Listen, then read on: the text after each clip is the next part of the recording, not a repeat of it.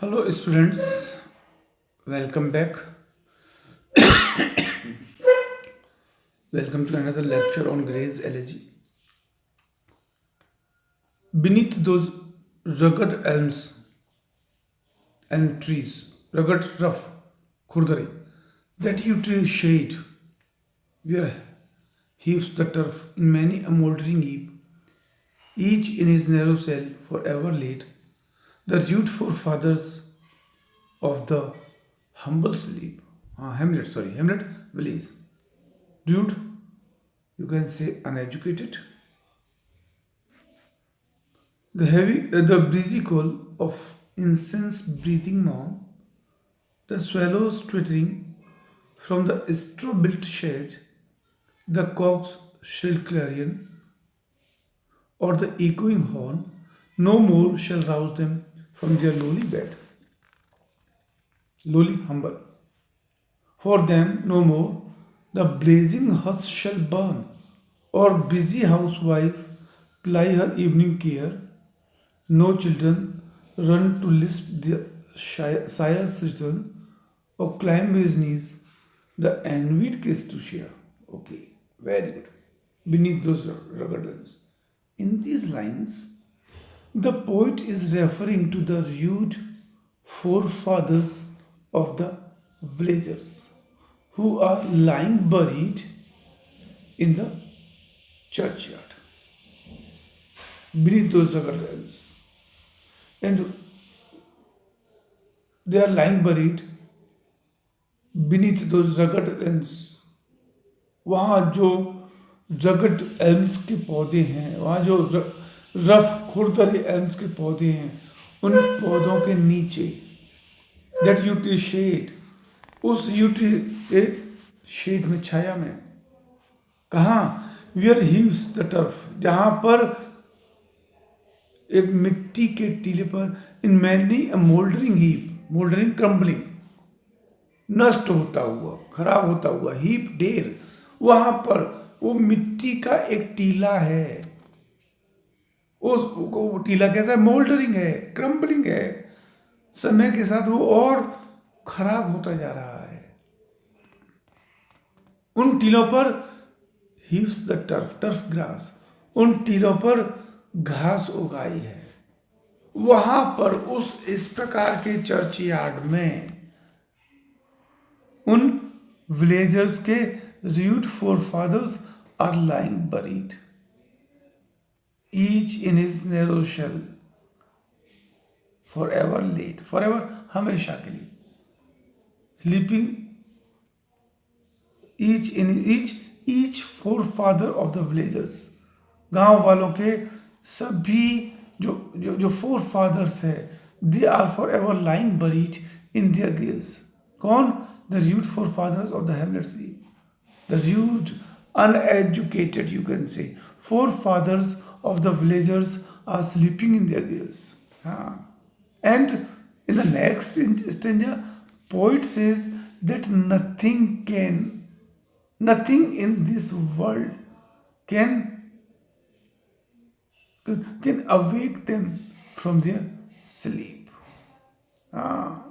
Neither the breezy call of incense breathing morn, neither the morning air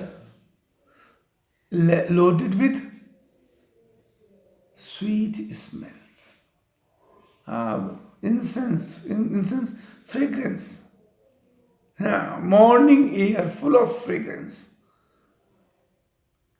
So neither the morning air full of fragrance, or the swallow twittering from the straw-built shed, straw-built घास फूस, shed घोंसला, nor the chirping, the twittering of swallows from the straw-built nest, और नहीं Kock का वो चहचहाना, swallow का वो चहचहाना जो वो अपने घास फूस के बने हुए घोंसले से चहचा रही है, न उसके चहचाने की आवाज, the cock's shrill clarion, nor the shrill clarion of the cock, or the echoing horn, nor the horde of hunters can bring them back to life, can awaken them from their eternity.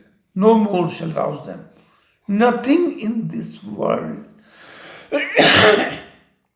nothing in this world can awaken them from their eternal sleep. वो जो मौत की नींद सो गए हैं, nothing in this world can rouse them from their eternal sleep. They are lying buried in their humble graves, lowly bed, humble graves.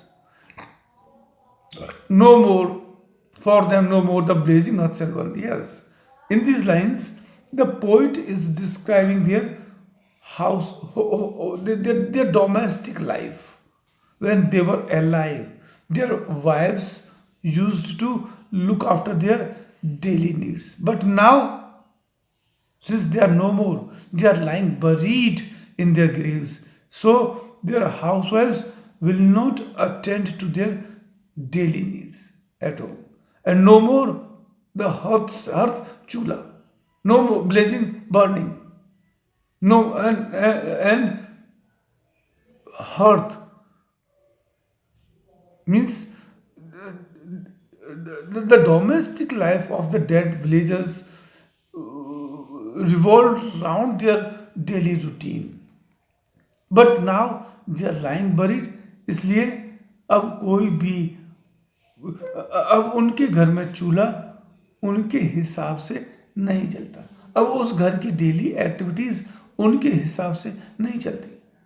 No children run to list their fire system nor do their children, नहीं उनके बच्चे, their children will not greet them on their return from work.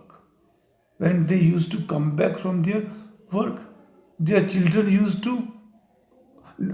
to announce in their childish actions the return of their father. But now they will not do so. ऐसा नहीं करेंगे. और climb his knees, the envy is to share. और नहीं वो बच्चे दौड़कर कि सबसे पहले फादर किसको किस करेंगे, किसके हिस्से में फादर की पहली किस आएगी. इस बात के लिए बच्चों में आपस में ईर्ष्या हुआ करती थी, जेलसी हुआ करती थी, कंपटीशन हुआ करता है, यू कैन से. लेकिन अब बच्चों में ये कंपटीशन भी नहीं होता, क्योंकि बच्चे जानते हैं कि अब उनके फादर वापस नहीं आएंगे. Oft did the harvest to their sickle yield. Oft did the harvest. In these lines, the poet is describing their professional life. After describing their domestic life, after describing the poet is talking about their occupation and simple pleasures of the dead humble villagers. Oft did the harvest to their sickle yield. When they were alive, they used to harvest. They were farmers. Their furrow of the stone glaive has broke. With the help of their plow, they used to break hardest of the soil.